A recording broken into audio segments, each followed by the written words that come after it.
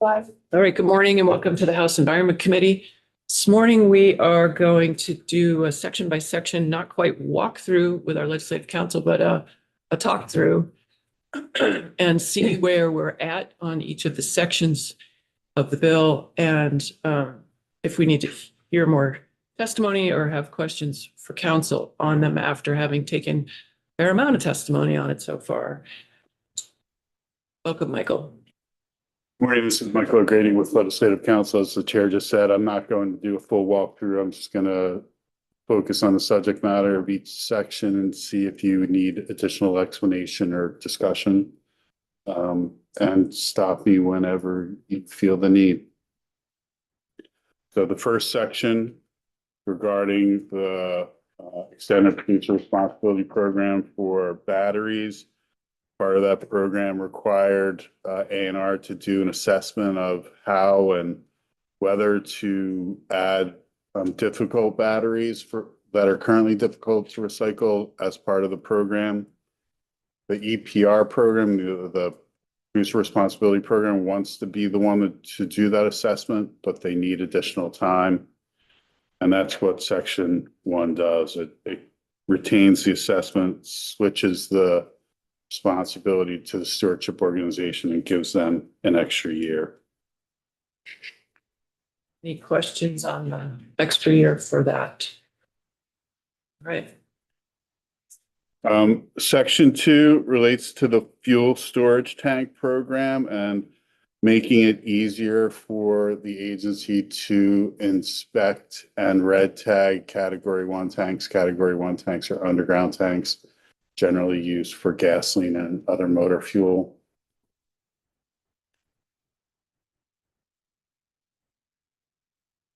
Folks have questions on this section? Yeah, Representative Nora. No, it's not included. Thank you, Chair. Michael, I know it's not included in the bill specifically, but is there an official definition of the category? I'm thinking there must be. There is, and ANR wants a lot of changes beyond this. Like they sent me 25 pages of changes to the UST program yesterday.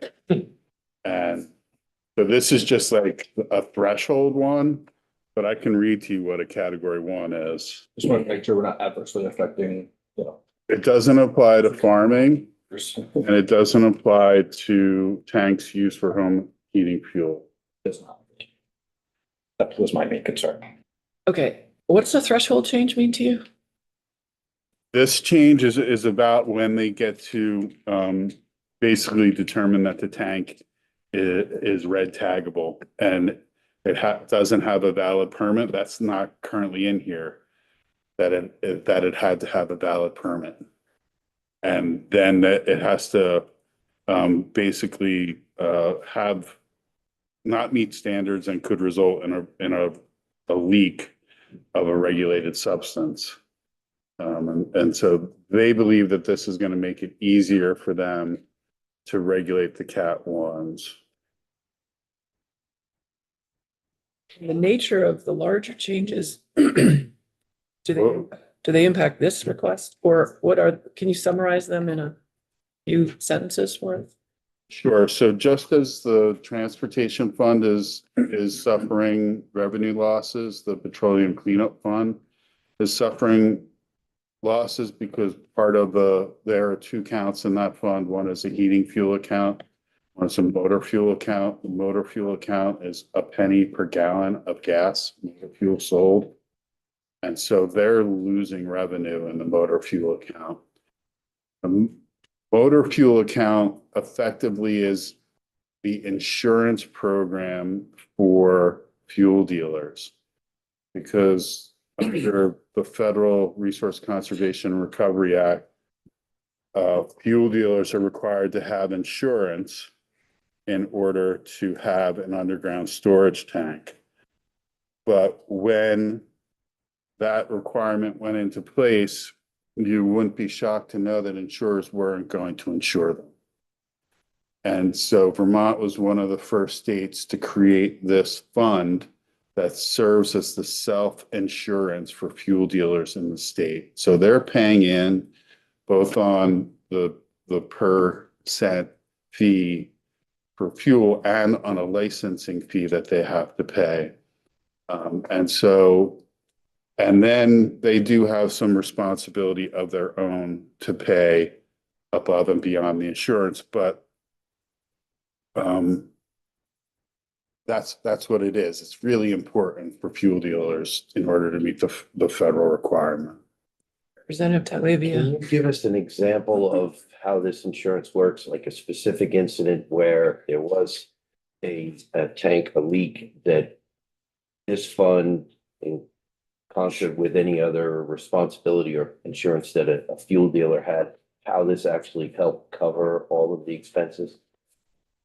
Well, I can give you a couple of different examples. One is there's just an exigent leak out there, right? The fuel dealer's driving his truck, her truck for a delivery. They slide off the road, there's a leak. A&R responds immediately under the Environmental Contingency Fund and cleans that up. But then the fuel dealer's on the hook for what A&R spending for the cleanup. Now, they pay up to a certain amount before the insurance kicks in, but after that amount, the insurance kicks in and pays for that cleanup.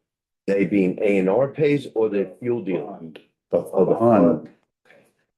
And now the same similar thing, go out to a gas station. Your wholesale gas distributor is delivering and notices that, hey, this is taking longer to fill than it usually does, or there's something visible or smell related that they find that there's a leak. There's a response. Again, the fuel dealer, the gas station pays a certain amount and then the fund pays the rest, like insurance. And Very successful. it's hugely successful. And Vermont's was one of the models. And so a category 1 tank, let me find the definition. It's an underground storage tank, except for the following: fuel oil storage tanks used for on-premises heating purposes and farm or residential tanks for storing motor fuel. And an underground storage tank is any one or more combination of tanks, including underground pipes, that is or has been used to contain an accumulation of regulated substances and the volume of which is 10% or more beneath the surface of the ground. For clarifying that, I'm sorry, am I allowed to get? Yes. Thank you. Okay. Thank you for clarifying that definition. Is there also already therefore in statutes some regulations regarding the residential heating fuel tanks? Yeah, so those are generally considered above ground storage tanks. And those are your heating oil, fuel oil, kerosene. They're called above ground, even though they might be in your basement and you consider them below ground, but they're actually above ground. And there's a whole suite of rules for those. They're not changing. They're not changing, and I don't believe the proposal from the agency changed the AST, the above ground standards. Do you get a sense of the urgency of the sort of vulnerability of the fund? That's one thing that they didn't give me, and you should receive a PCF fund report. Their report comes in a little bit later. But it should come in right around now, like around the end of January. And they're pretty good about reporting.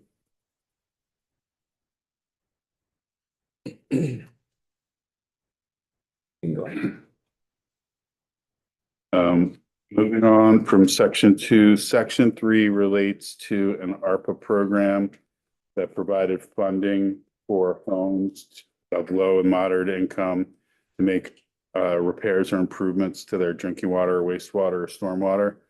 That personal information that was provided by applicants was supposed to be confidential, and it wasn't clear in Vermont's authorization of that program that it needed to be confidential.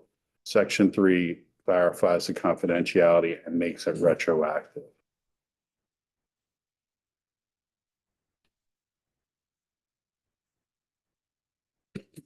Section 4, you're now into the flood safety sections.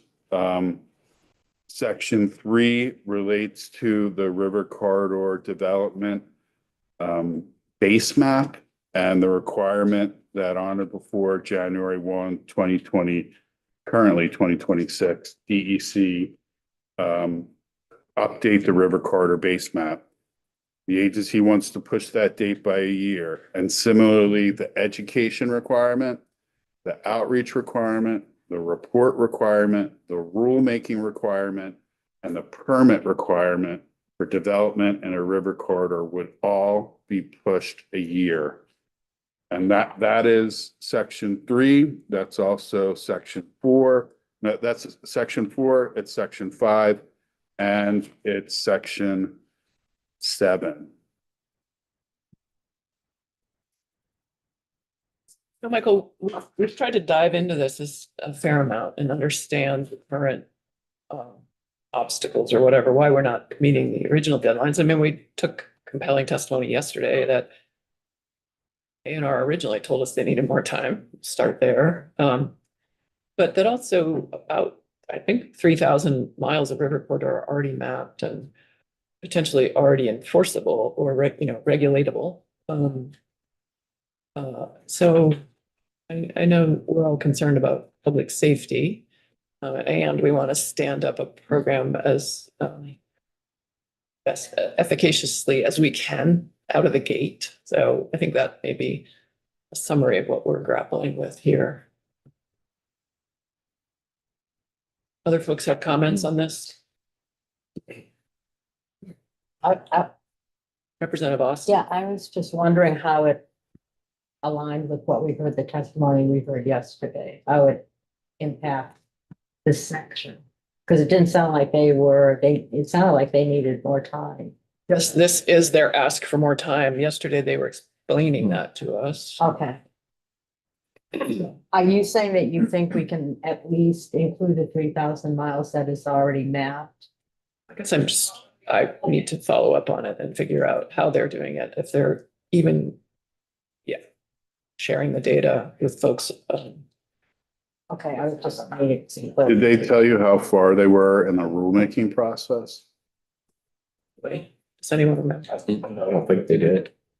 Because that's an important piece of information, because they need to have the rules before they permit the development. I think they said they were starting to undertake it, right? They haven't done anything. Yeah. Representative Chapin? Couple things, I guess what I heard from them was that they might have some other ideas for us about how to move things forward as quickly as possible while also taking the time they need to do it well. So I guess I'm curious to hear a little more from them before we decide exactly what to do here. At least that was the sense I got, that they might be able to think on this and think with us on it. I feel really like I know very little about how this works, but the things that came to my mind were, like you said, sort of communicating and collaborating with other permit folks that are issuing permits and out of A&R. Is there a way to,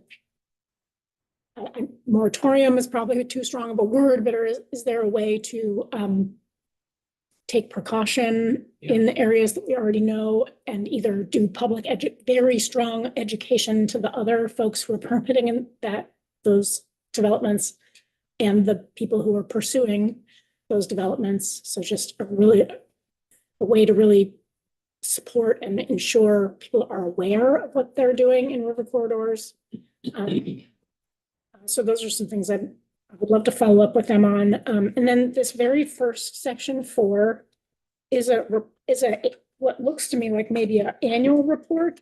I'm a little confused. It's the date they're trying to change is for a report that will include a summary of the public input received. And I guess I don't want to wait to hear that. I particularly would love to still get a report in January 2027 about the public input received. Whether they're ready to do on page 6, the recommendations and analysis of permitting is not as clear to me, but I guess I want to make sure we're hearing back from them about, because they've already, this is not about starting the education process. They were very clear. They've already started gathering public input and doing the education work. They're just hoping that will span multiple years. So I guess on this section in particular, I'm interested in seeing if we can rearrange this language so that we at least get a report on what they have done so far in January 2027. So are you proposing on page 5, line 17, sticking with 27 there? And then maybe making it an annual until the permitting process is complete. It sort of looks to, even on a first read, that section looks like it should have been an annual report to us for a few years over the course of the. Oh, it It was, should probably say on or before January 15th, 2027, and annually until Yeah. permitting. That's what, when I looked at this the first time, that was confusing to me that it didn't say annually. So I guess I'm wondering if we could say January 2027 and annually. And then if some of these 4 points that are included aren't appropriate for that first report, can we just adjust that so that Right. it works?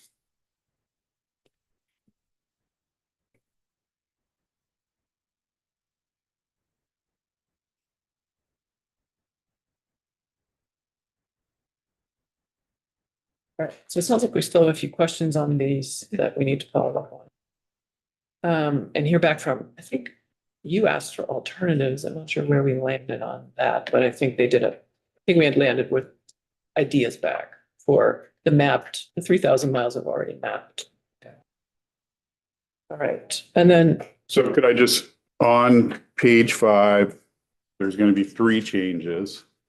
On line 6, you're going to keep that January 27th date because that it's ending. trues up with the report on line 17. Well, no, I think, so if on the previous page, education and outreach, line 21, they get an extra year there. How does that relate to this section B? I mean,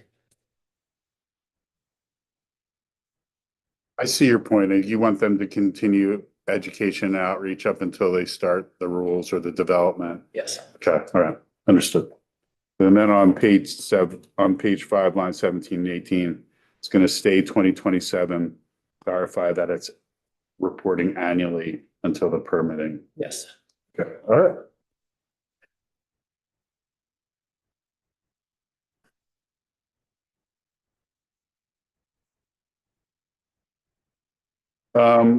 Should I skip over section 5 because that's where you need more information about alternatives, et cetera? Okay. And that takes you to section 6. This is actually about NFIP. And this is the report from the study committee on state administration of the NFIP program. Actually, I have a question on the previous section. Sorry. My other thought is that, why change dates from 2028 to 2029 at this time? And what if we leave them or even do a 6-month extension or I don't know if it's appropriate to add some language to revisit this after we get a report next January. I guess I don't see the necessity. And I sat on the Judiciary Committee last biennium and I watched the administration just year after year ask for more time. And I don't believe that's what's going to happen with the Rivers program unless we get a major flood every year and their team is diverted to more pressing response activities rather than proactive planning activities. But I guess I've experienced watching an agency just sort of every year defer and defer and defer. And I guess I'd rather leave dates that we don't need to change at this time. And here or there. So I just want to put that out to the committee. I just wonder about. I think that's a great question. If you leave that January 1, 2028, you're gonna have to go back and look at the rules, because that was pushed to July 15th, 2028. Yeah, So you're gonna have to make them coordinate depending on what you do. maybe they should just both be July 15, 28. I like the idea of just pushing out just 6 months. So we at least have next session to kind of see how they're doing. Right. And then push it out. If every, I mean, with just a team of 8 people, every year we push out, it's another $2 million. Got it that way, 8 people for a year, it's about $2 million. But- Yeah, they're doing tons of other stuff. Nonetheless, I mean, that's how a business would look at it. A business would say 8 people for another year, that's another $2 million. I'm not sure I thought. In terms of price per program, just. You got 8 people working on something for a year, it costs you between 1.6 and $2 million. Not sure we do have 8 people working on it. Yeah, it's a fraction of their workload, so, but it's some Yeah. kind of workload. And price. Their workload's gonna increase after 2028, because they're gonna be permitting the development in the river corridor, and they're gonna be running the NFIP program, even if it's only just approving the state NFIP standard.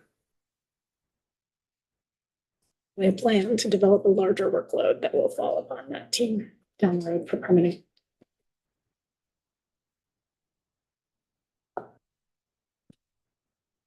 Okay, So maybe as a part of talking with the Rivers Corridor team, we could talk about not changing all of these dates and then get back to you, Michael. And Right, so I'm not making any change to what's in yeah. the bill right now Let's see. on the dates. You're gonna talk to river corridors, right? yeah, other than that, Right. page 5, Yeah. line 17 and 18. Mhm. Okay.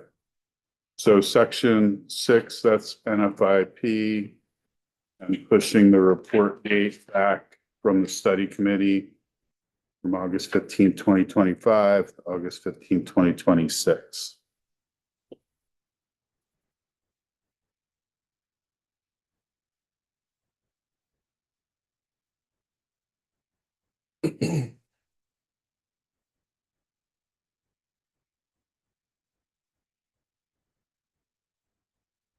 Section 7 was really just the date of the rules for the river corridor development permitting.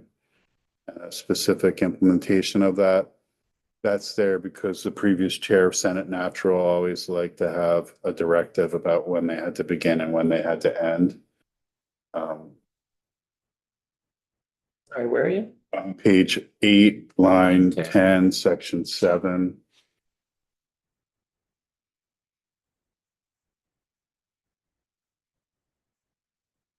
Senator Bray, Chair Bray always liked to say when they had to start rulemaking and when they had to end rulemaking. So there's always sections like this in bills he was involved in, and you then need to true those dates up when you change that. I mean, it's sort of weird to have past dates, but okay. Section 8 is moving out of river corridor and away from NFIP for a minute to the net gain of wetlands. There was a directive that the wetlands rules be amended to have a state policy of net gain. If you're going to be disturbing a wetland or doing an activity in a wetland, disturb 5,000 square feet or more, you needed to have a 2-to-1 ratio of mitigation to disturbance. That was supposed to be amended by December to July of 2025. The agency asked for December. That's obviously already passed. I think you heard testimony from Laura LaPierre, the Wetlands Division, that they have started this, but may have stalled it while they're working on the other rulemaking. So I don't know what you. I don't either, but just so the committee knows, I did ask Michael to draft an amendment that if we have time, we'll get to today to consider revoking their ability to use rulemaking for permitted uses in wetlands and codifying the existing allowed uses or permitted uses in a buffer in statute as opposed to doing it through rulemaking.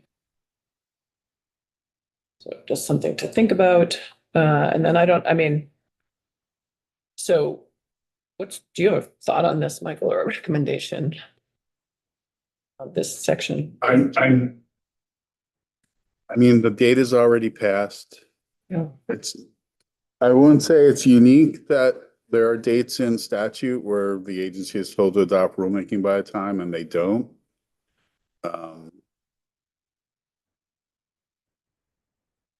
I would also put on the table consideration that if A&R comes forward with a rule that doesn't include the net gain policy, that there's an opportunity for Elkhart to object because it conflicts with statutory authority and legislative intent. So that's another thing to consider because they're going forward with one rulemaking, but not doing what they're told in that rulemaking. And so that's an opportunity for Elkhart to object. So just be aware of that, regardless of if you change this date, if they don't address net gain in a proposed rule, there's opportunity for objection at Elkhart. Representative Austin. Yeah, is the net gain equivalent in terms of the land, the wetland? You know, in terms of what, species are living there, what plants are there? I mean, is it? Well, it's not immediately that because if you're doing mitigation, sometimes you have to create wetlands. And so it takes time for the environmental benefits and wetlands functions to return, and they may not be exactly the same. I don't know if you've ever seen one. They're pretty ugly to begin with, the wetlands mitigation, because it's construction. But then in time, the functions return and they basically turn into full scale wetlands. Equivalent to the one they.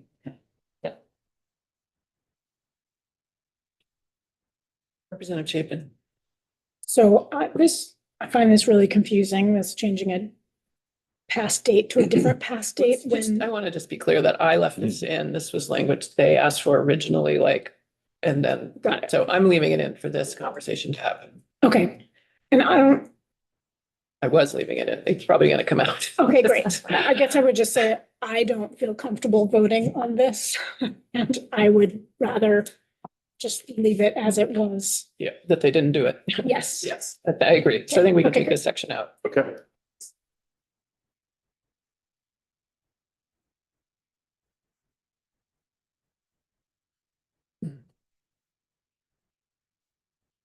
Moving on to section 9. This is the section about clean water service providers and the notice that they have to follow when providing notice of projects and lists, etc.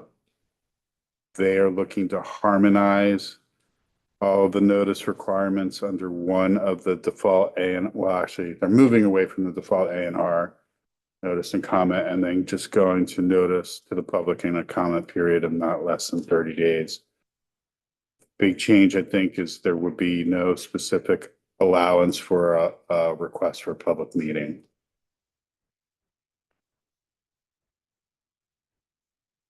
Folks have questions about that or comments on it?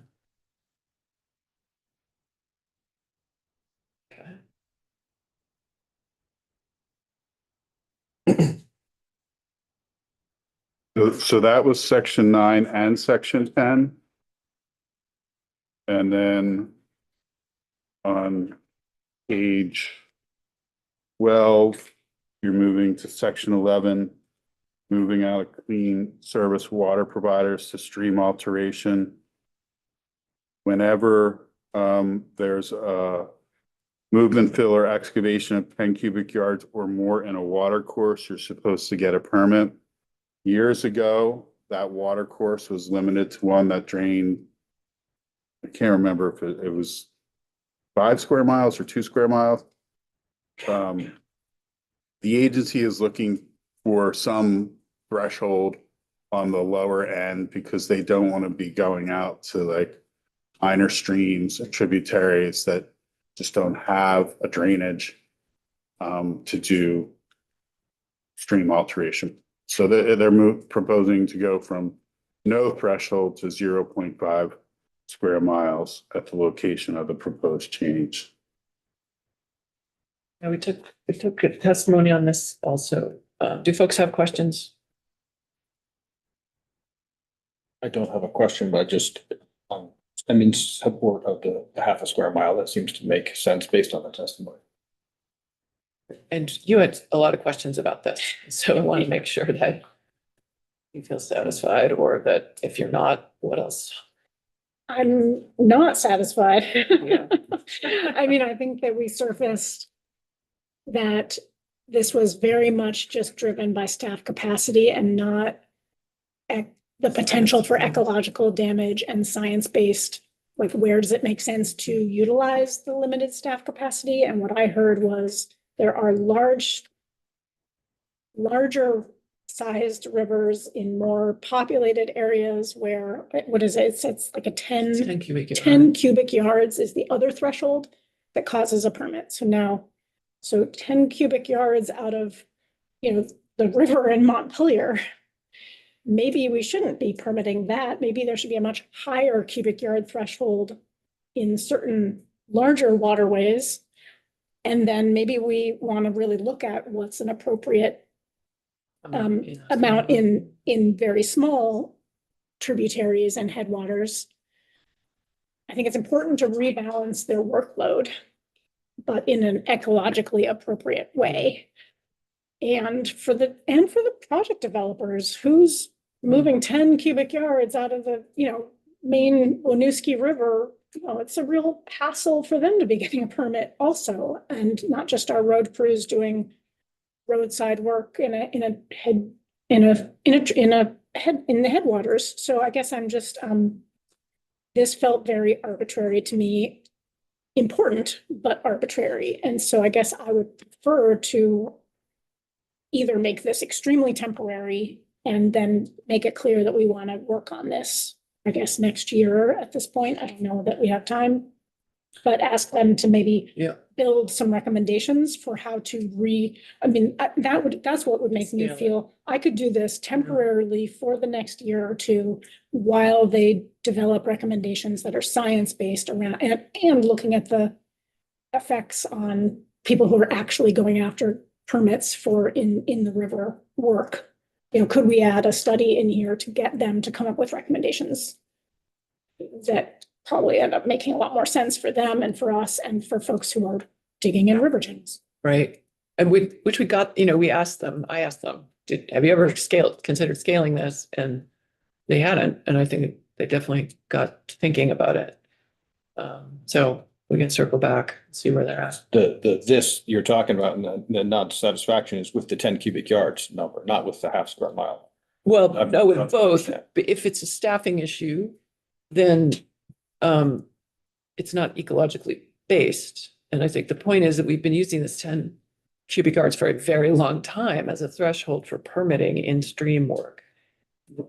And is it what's driving that threshold? I mean, part of it is it's, I think, very hard, even for someone working in a stream, to know how many cubic yards they're going to disturb. So it's low on that end. But I think it would be interesting to pursue what you just said, which is if this were more temporary and then we got recommendations back on, is there a different way of scaling our permitting in this area to ecological impacts rather than arbitrary capacity or volume threshold? Representative Tagliavini.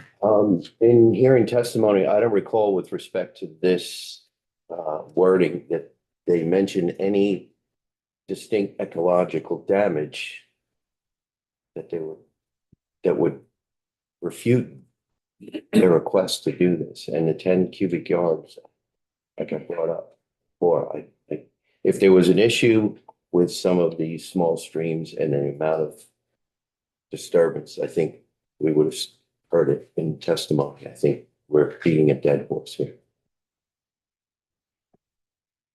I like the wording just the way it is.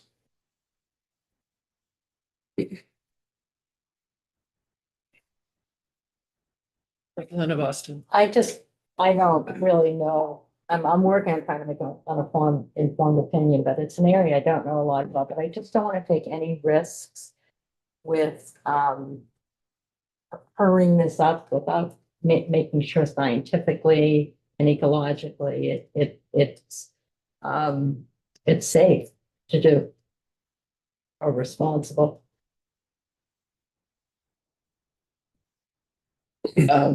Well, would you, Representative Chapin, be willing to kind of work on some, like leaving this language the way it is, but then work on, What I just suggested. yep, fleshing that out? So that would mean, that would affect sections 11, 12, and 13. Because they all change that threshold for the different sections that they relate to. So moving on to page 14, section 14. This is in the stormwater section. What this section does, what A&R is proposing, is to remove stormwater impact fees for the 3-acre and for stormwater permits in general. You need a summary of what that means? I don't think so. We took a fair amount of testimony. Do folks need a summary? It seemed to me what we were hearing was that this was sort of too blunt of a tool for a miscellaneous bill. That we should, if we want to take it up, we need to do it differently. Other folks agree with that, or? Yes. I'm fine taking it out just as it's written, and then take, as you say, to proceed with this and then take it up. Any other more comprehensive change separately. This was their recommendation, and it seemed reasonable to me. So we would have to do that through a committee bill. We could ask them back in to keep talking about it and to flush it or have a side conversation I'm not about. sure you guys are talking about the same thing. I want to make sure that. I heard keep it and I heard Yeah. take it away. I think that's different, entirely. I mean, I heard the folks who administer this coming in and saying they weren't even sure what the ramifications of this change would be at this time, and that we would need more information to understand it fully. In a miscellaneous bill, I would be in support of taking it out, and if you're interested in revisiting that, that's a different topic. So again, who was it that recommended this strikeout? Well, it came as part of this administration bill, Deputy Secretary Campbell. And are you saying you're second guessing what that he's somehow now second guessing what he was saying, or? I think he sent his staff came in and said, there's a lot more here than we realized. That's what I heard. And that there may be something, there might be a there, but we're not ready to just wholesale give up on this as the structure of the program, in the structure of the program. Yeah, maybe one of us could just commit to communicating that to the deputy commissioner so that they know if they want to keep working on this with us, that they should come and talk with us about it. We would have to take it up in a different. Communicating that right now. Great.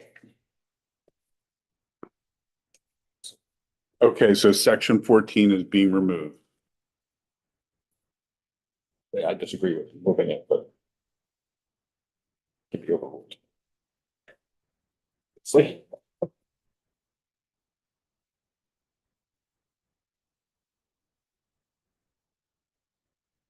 Does that mean stormwater fees will remain? Impact fees. If that were good. That takes you to page 17, line, section 16. This is the changes to the concentrated animal feeding operation.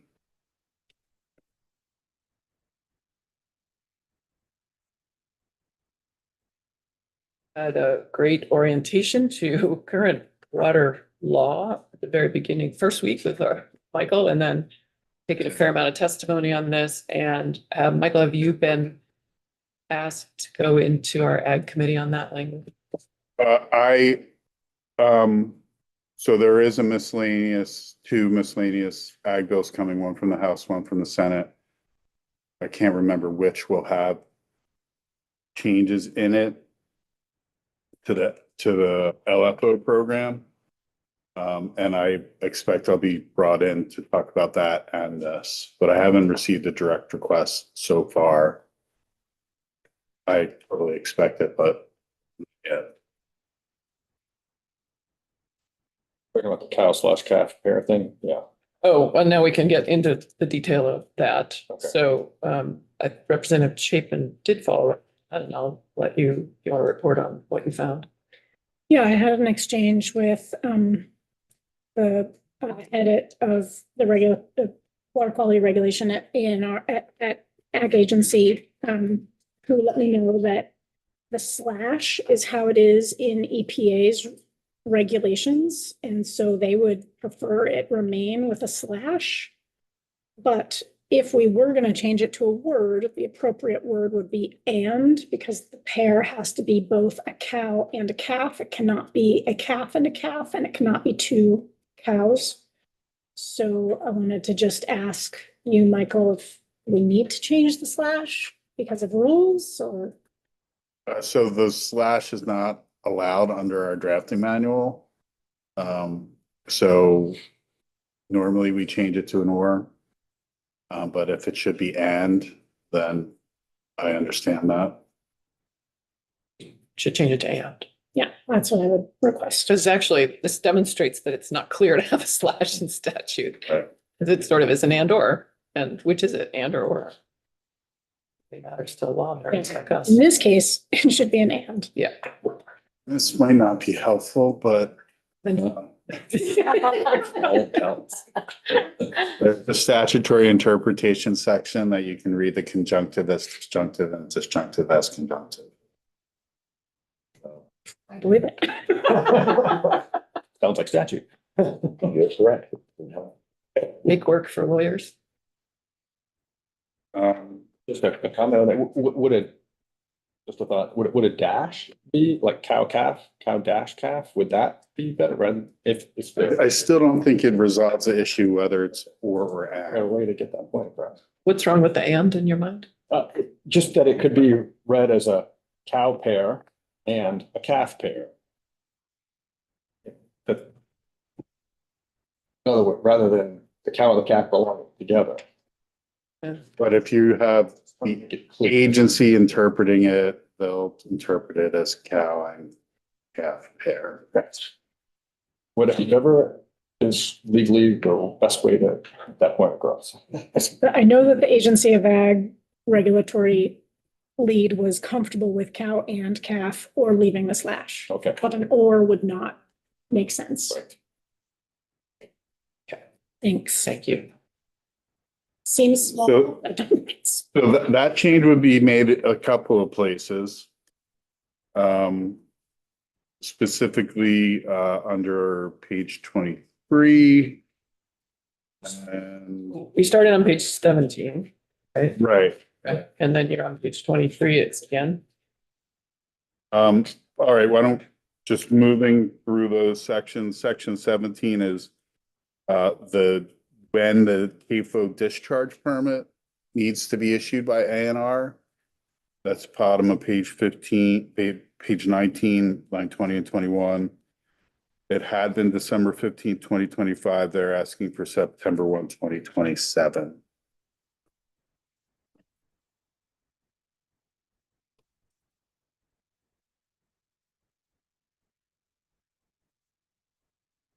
All right, so I just got lost. I thought you said I thought you said that cow and calf needed to be changed in both places. Right, And then did we skip those? they're further on, Oh, okay. You're just going to the next change. yeah.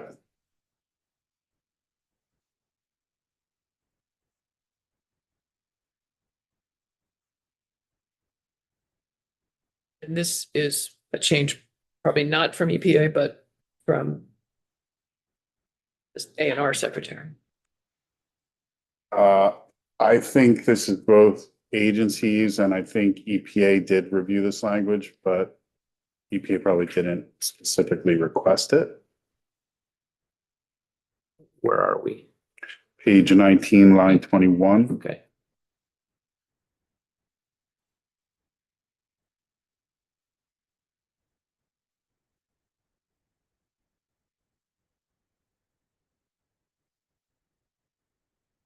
A 2-year change. It's kind of a lot. Did we have them in on the why of that? Who did you say requested that one? This came from A&R in their proposal, but I believe the Agency of Ag reviewed, and I think EPA reviewed as well. You know, I can't characterize, but I know that they reviewed the language. Representative Chapin? I think that the explanation for this was about the extensive stakeholder engagement that they're Oh, doing that's right. in Yeah. advance of even drafting the permit rules. And this sort of multi-step process that they're doing in terms of stakeholder engagement and really wanting to. So I think that's the explanation we got about this Yeah. date change. That's true. Still feels a little long to me. Yeah. I'd be more comfortable with July 1, 2027.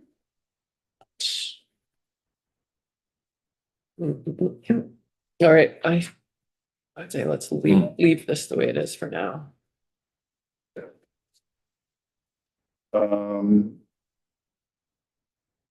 On page 20, there is an addition that gives the Secretary of A&R discretion to require a CAFO permit. This is something that, you know, remember I talked about residual designation authority, EPA and A&R have that authority to require a permit whenever. This is kind of consistent with that type of authority. It may not be triggering any of the previous thresholds, page 20, line 9 through 17, but it may be determined to require that permit because of the contribution it has to a water. I'm not a big fan of that language. Oh, Why not? they don't, at the secretary's discretion, which secretary? A&R. Yeah. The secretary now? I don't like that language. Well, remember, it's worked out with the EPA on standing up this program. It's required by the EPA? So I guess I'd like to see that. Then I'd like to see that it's a requirement, the EPA. Where could we get that information? Well, I can provide it. I think it's in two places. It's in what's called the residual designation authority. It's also, I believe, in the CAFO rules. it's authority that already exists under our agreement to administer the clean Right, water. the delegation. Michael is- agreement, right. So it's already, this is like letting folks reading this section of statute understand that this residual designation authority is something that the secretary can use, but it's also something they can use whether we put this language in or not. So there's 5 permits that EPA has authority over. One of which is the CAFO permit. But then they have a 6th category of authorities called residual designation authority. Like regardless of whether or not you meet the previous 5, they can require you to get a permit if certain things are made, and one of which is you're contributing to a pollutant waste allocation for an impaired water, which is what this entire program is kind of looking at. Or if they determine you're just a significant contributor of a pollutant to a water, they can require you to get a permit. So that's RDA, but I think under the CAFO rules, the discretion is there for EPA anyway. I just need to confirm that.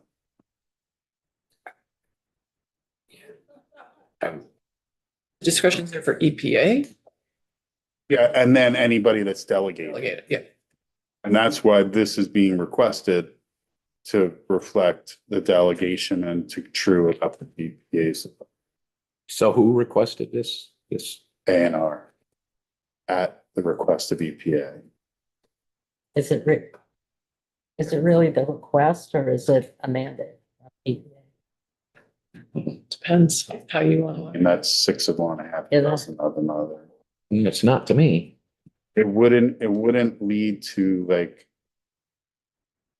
Whenever there's a discrepancy in the state authority, EPA will let the agency know. The agency will try to fix it, and sometimes they don't. If they don't fix it, then you're opening it up, challenged by the advocates. And that's a whole other can of worms. Just where this whole conversation started, so. We're. Yeah. Other thoughts on this? Representative? Yeah, I also had a conversation with Laura DePietro, and she mentioned that this goes beyond what the EPA requests and even requires. That is not in accordance with the EPA. And so she asked me to argue heavily against that change to remove it. I will look for it in the CAFO rules. Yeah, we can never end. Yeah.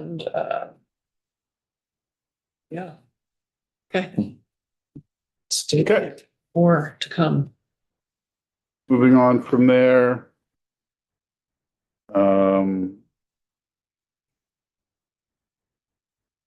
Section 18, these are definitions in the ANR CAFO program. The first is clarifying when 2 or more individual farms or common ownership are considered one for the purposes of permitting. Then you have a cow-calf pair change that wasn't changed in the underlying bill, page 22, line 16.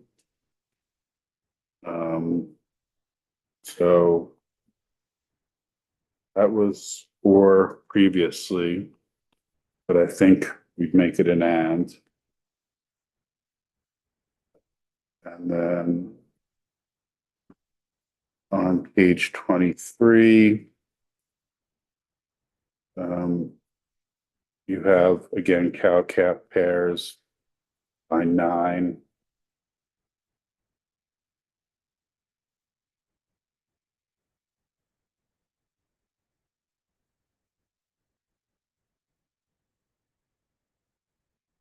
What's an aquatic?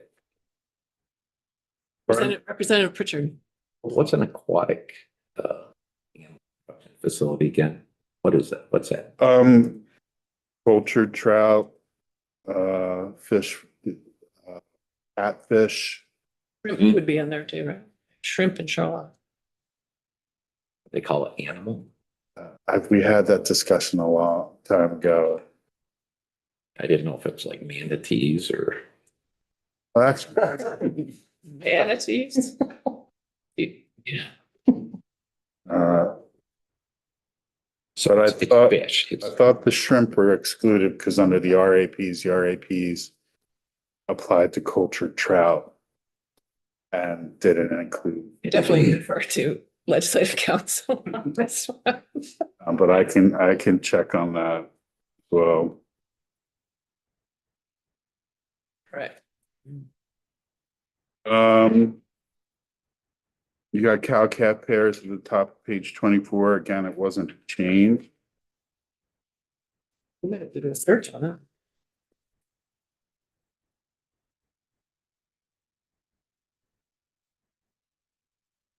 And page 24, line 21.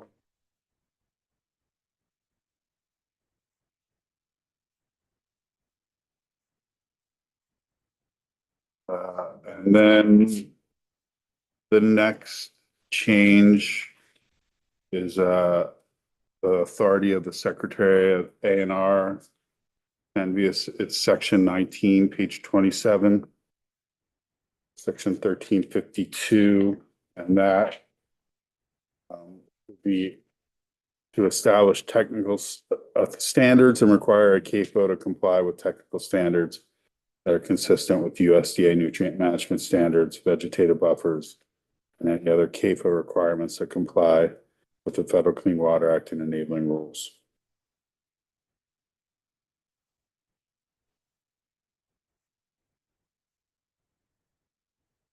All right, you're on page 27. 28.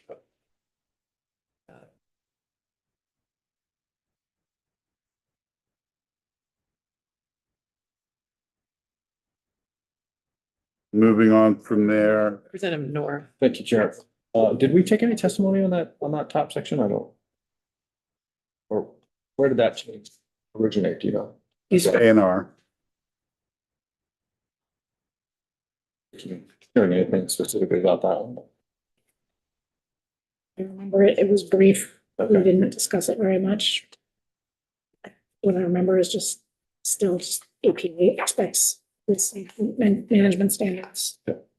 That's all I remember. All right, thank you.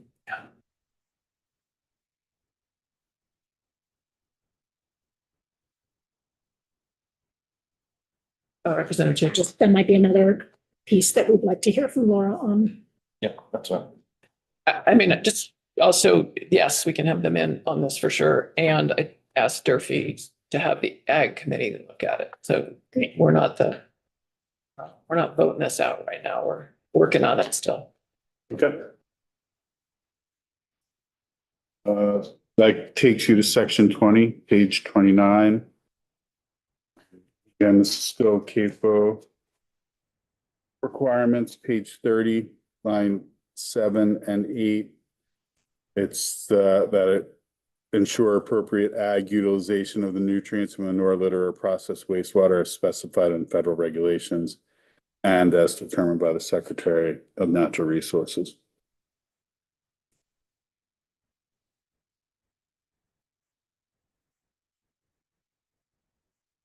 And then page 30, section 21, going on to page 31. This is in A&R's appeal authority. A&R has a default chapter for appealing an act or decision by the secretary. That current chapter referred to a memorandum of understanding that had previously existed between the two agencies. Remember last year you changed that to a document that outlines a process for implementing enforcement of the two ag water quality programs, striking the reference to the MOU, including the reference to the document. Would you say that's like primarily because they wanted a new document? They wanted them to replace the memorandum of understanding. They wanted A&R to be clearly the entity that had authority over the Clean Water Act component of permitting CAFOs. And when you looked at that MOU, there were questions about that. And so new document, not about an MOU. A&R clearly is the one that implements the Clean Water Act CAFO permit program. The document will define how Agency of Ag will do the state agricultural water quality program. Representative Austin. Yeah, just to clarify the process, because I'm trying to understand when the EPA made it clear that A&R was to take over the implementation of this program. Is this the process that we're looking at now, where it's moving over to A&R from the ag? You did that. The process began several years ago with the challenge to the program Mhm. and the fact that what was alleged with the ANR was not complying with the Federal Clean Water Act because it was not permitting CAFOs and actual discharges. And the advocates provided documentation of actual discharges. EPA determined that they weren't complying, and that led to this change. Yeah. That occurred primarily last year, but these are conforming amendments to an extent. And I think I said this last year, I will say it again this year. You're gonna be coming back to this program for a couple of years before everything gets resolved to everyone's satisfaction. But most of this is driven by the EPA. Well, most Right. of the whole process started because advocates challenged Right. the implementation by ANR of the federal CAFO permit or the Federal Clean Water Act. Just trying to understand, like, when we're dealing with the federal government, how it plays out. I'm just not questioning anything. I'm just trying to understand how this process of the federal government saying you need to do this, and this is the process. So the federal government has its own Clean Water Act permitting statute and permitting rules. And if a state is not delegated, then EPA is the one that permits, and EPA can even permit in a delegated state. But when you're delegated, you're supposed to have a permit program that meets all of the requirements of EPA statute and rules. And to an extent, we don't need to have all of the rules that EPA has we're not farming catfish. We're not, we don't have the huge pork farms. You know, you don't, because there's different EPA rules for those different kinds of things. So what we need to comply with are the EPA rules for concentrated animal feeding operations for dairy and beef. And that's what this is trying to conform to. Thank you.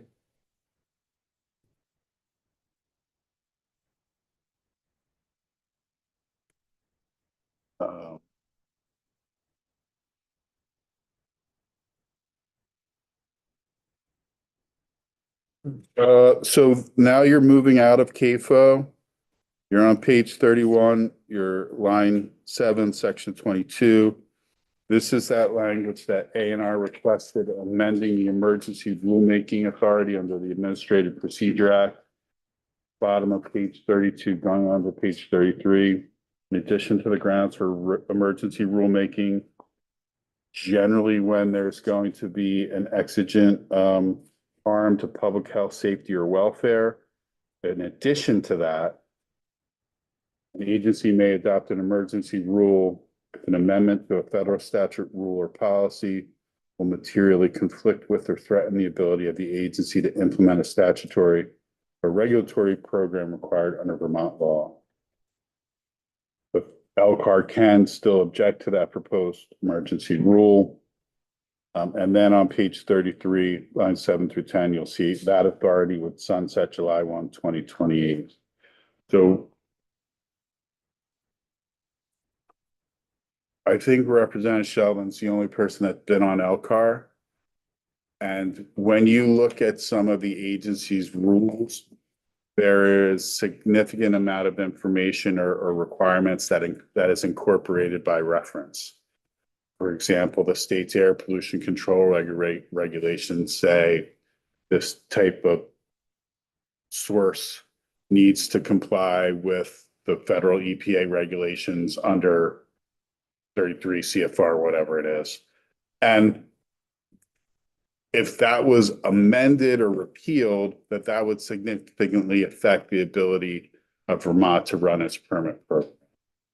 So this gives the agency the ability to come forward with an emergency rule if that happened, to have a temporary rule, because emergency rules are temporary, they're only valid for 90 days.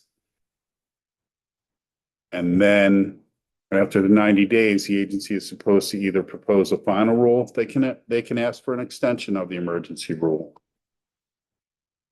But that's basically what you're allowing for them to continue to stand up their program, even though their referenced requirements no longer exist.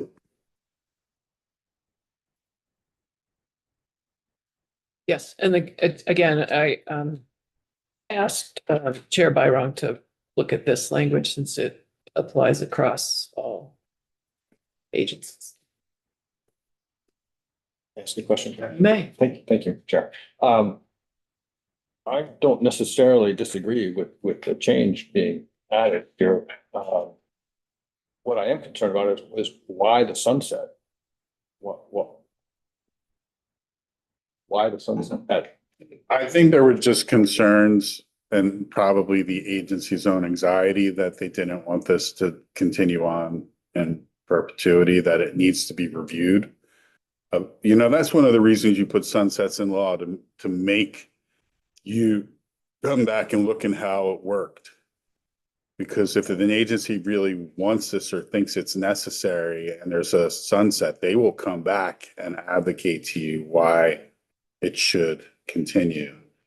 I think that's probably why the agency put that in to like, hey, let's check back on how this is working and whether or not we need it or not.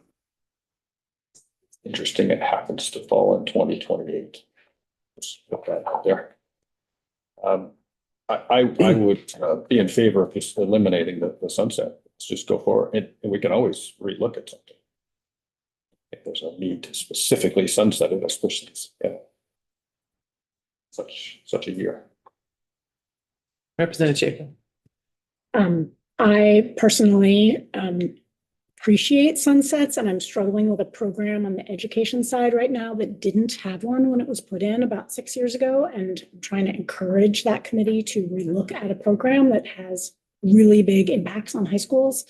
And so I guess I'm literally about 5 minutes have to go present that bill in education. And I just think sunsets are an important, I think that forced look back, it's just too easy for future legislators to totally be on a different wavelength and advocates, unless there's somebody who really sees that. You have to work pretty hard to get this body sometimes to do something. So personally, I appreciate the look backs. I don't think we should do them all the time on every little thing, but this feels like this is like putting rules in place before the public has a chance to comment is a big deal. And I personally think if we're removing public process, that should get looked at in a few years. And the date is sort of curious to me because it's actually before the administration changes. And so feels less targeted at a certain administration. So anyway, I really believe in the look back. Even though it would be crazy if we did them all the time, this, because of the change in public process, feels like a worthwhile place to do one. Other comments? Representative Tagliavia. I agree with Representative North. We do look backs all the time. Doesn't need to be written this way. Somebody wants to look back, they write a bill. If it's favorable to the chair, they get to look back. That's just the way it works. In my short time here, I've learned that.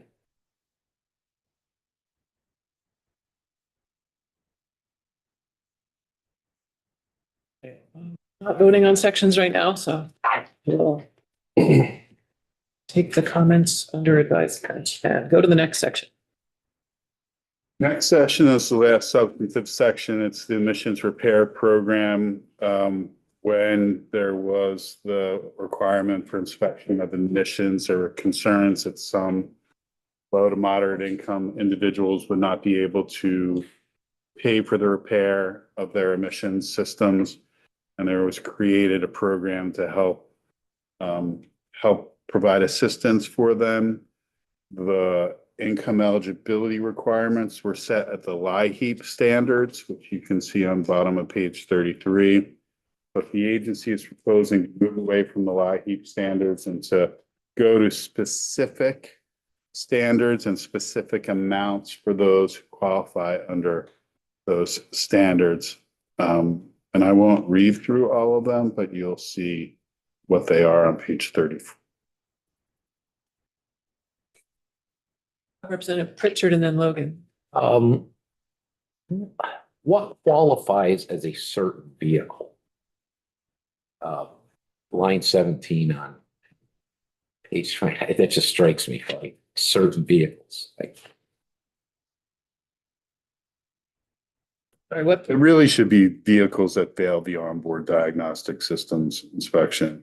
what page in? Page 33, line 17. okay. It's probably certain because it doesn't apply to vehicles unless you qualify for the eligibility requirements. Representative Logan, Well, Representative Pritchard. I mean, I would think you'd want it to apply to passenger vehicles. I mean, the OBD, I mean, it goes up to 8,600 GVW.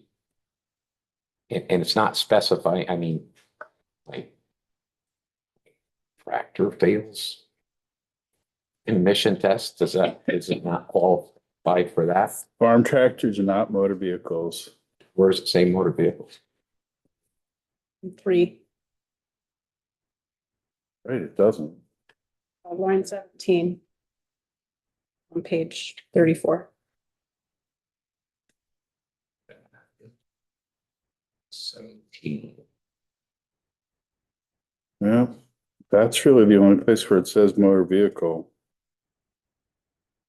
I think that should be But- clarified. But farm tractors don't need to inspect it. That's correct. I mean, I don't know the other vehicles thinking of if there's others that do, but Well, I mean, it's gonna encompass vehicles, it's gonna encompass vehicles up to, you know, dump trucks. Dump In truck what- motor vehicle. Yeah, Yes, it is. I mean, I think it was specifically targeted at helping lower income families, which I don't think are gonna be driving around GB, you know, if it's a registered passenger car or, you know, I don't want to be nitpicky, but I don't think those folks are gonna be. Certain vehicles struck me funny. It's just, Do you want what me is a to, certain vehicle? do you want me to reach out to the Air Pollution Control Division and have them clarify the scope of the program? Well, some, you know, some of these folks will be driving vehicles. 1996, you don't have to pass that. So some of these folks are going to be driving older vehicles. So does that are they penalized because they're driving an older vehicle? it wouldn't be subject to onboard diagnostic systems. Still have an emissions failure. Representative Logan? Is this under our jurisdiction, this program? Yeah, it's air quality. It's air quality? Okay. So I guess in direct response, to my colleague, I don't think that we're being asked to comment on the program itself. But clarification of what a motor vehicle means is fine, and who actually benefits from it is fine. But my comment is more that, implementing a certification process for this program, rather than using another program that has staff to complete the income certification for the program, is duplicative and wasteful policy.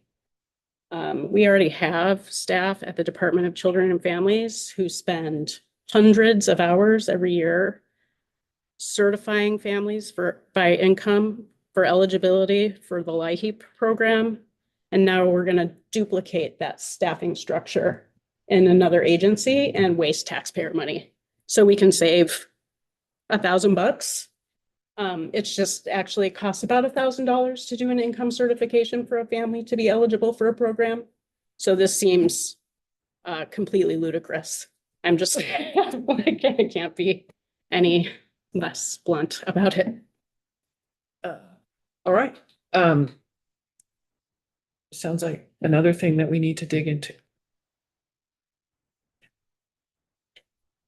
final thoughts or questions?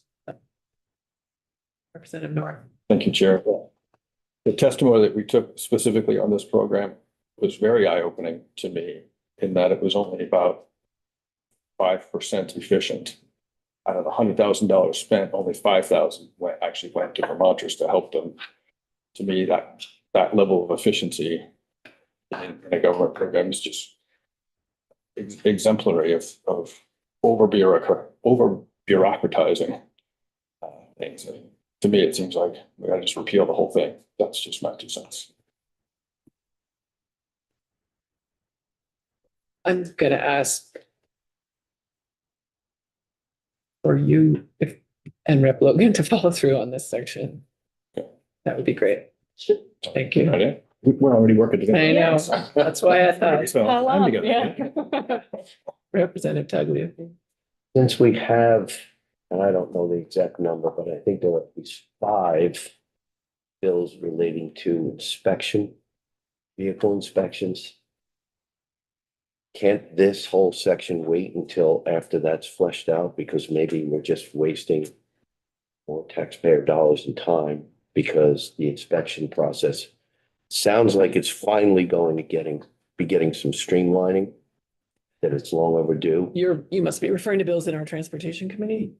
Yes. Yeah, so I haven't been following those. There are Possibly, at least 4 House bills and 1 Senate bill. that may be part of follow-up on this, is figuring out where our transportation committee is. I made a note that we need to reach out to transportation committee on this as well.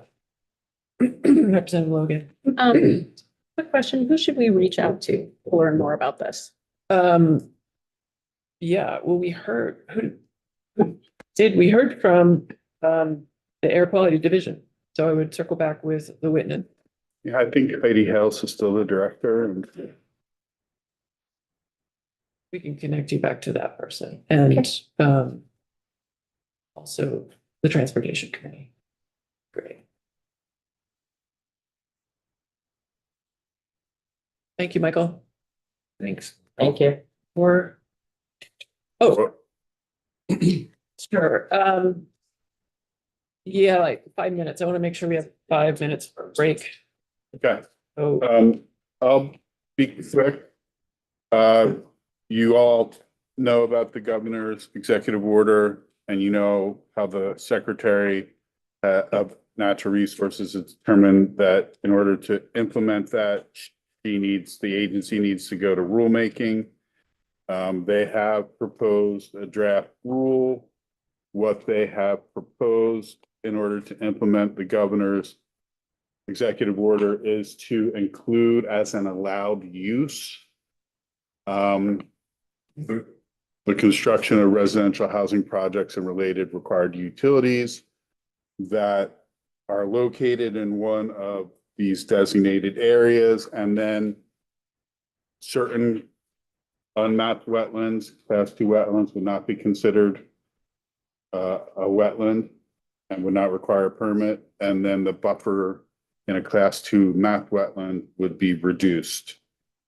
So that's what the rule is proposing. What the language that's on, I think Kat, I hope I sent it to Kat soon enough that it went up. yep. And so that language, it's draft legislative or statutory changes that would repeal the authority of A&R to adopt allowed uses by rule. And it would move all of the existing allowed uses into statute. And therefore, the current permitting program underneath allowed uses wouldn't change, but there wouldn't be the ability for the agency to add additional allowed uses, including for residential housing, through rule.